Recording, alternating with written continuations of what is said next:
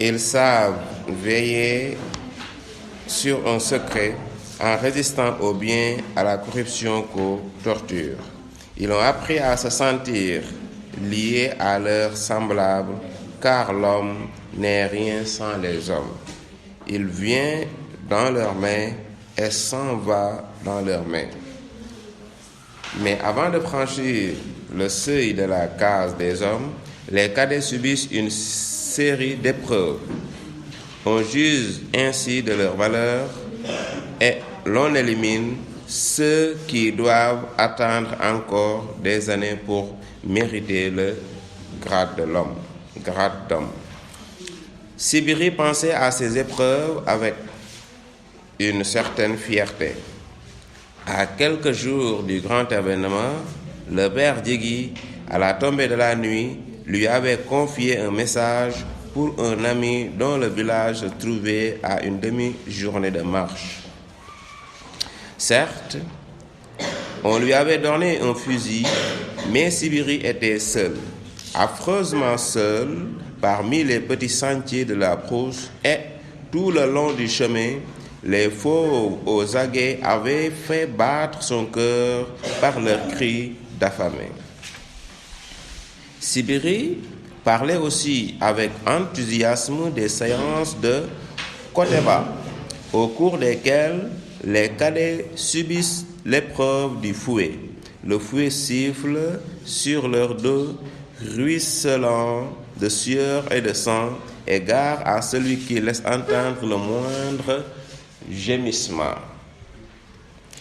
Il est alors irrémédiablement ajourné. Un homme endure et ne crie pas. Birama, Nyanson et Karamoko écarquillaient les yeux lorsque Sibiri racontait que les cadets, le torse meurtri par la flagellation du Koteba, doivent à l'aube se jeter dans l'eau froide du fleuve, en sortir courant pour grimper par 3 fois sur l'arbre sacré des anciens.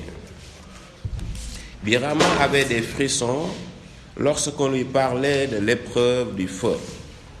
Les jeunes en passe d'être circoncis doivent pénétrer dans une case en feu et ramener un objet qui ont laissé les aînés.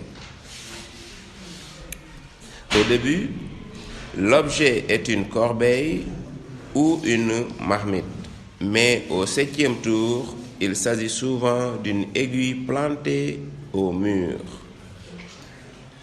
Après ces grandes journées d'apprentissage, les cadets sont rassemblés en un lieu hors du village. Ils y vivent 3 mois durant. Là commence la vie d'homme. L'un d'eux commet-il une faute, toute la communauté subit la sanction et les coups de fouet rythment alors le chant rituel. Je ne suis rien sans lui. S'il fait un faux pas et trébuche, je trébuche avec lui et je ne peux le retenir. On chante en chœur, on chante la discipline, on chante le courage, on loue la fraternité. Les anciens veillent, ordonnent, flagellent et enseignent.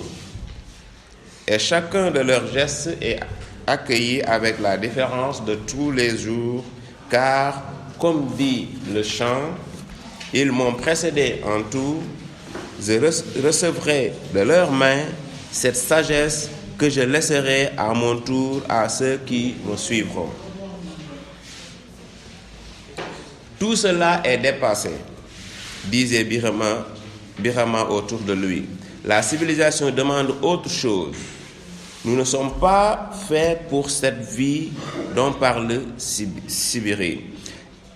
Elle est bonne pour les ignorants. Aujourd'hui, il faut être instruit si l'on veut être respecté. Voyez, les Blancs ne respectent que ceux qui parlent leur langue et s'habillent comme eux, car ceux-là seuls sont civilisés. L'instituteur le dit, bien souvent, vous deux, Nianson et Karamoko, si vous voulez suivre l'exemple de Sibiri, tant pis pour vous.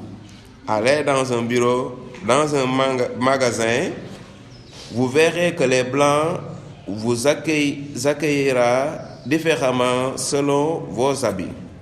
Il aura quelques regards pour vous si vous êtes comme lui. Il n'hésitera pas à vous souffleter si vous êtes autrement. Les agents de police ne vous épargneront aucun mauvais traitement si vous ne savez leur parler correctement la langue du blanc.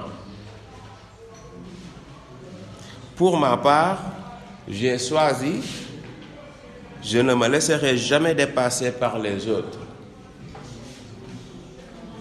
Nianson et Karamoko n'hésitèrent pas longtemps entre la vie rude de Sibiri et la civilisation de Birama.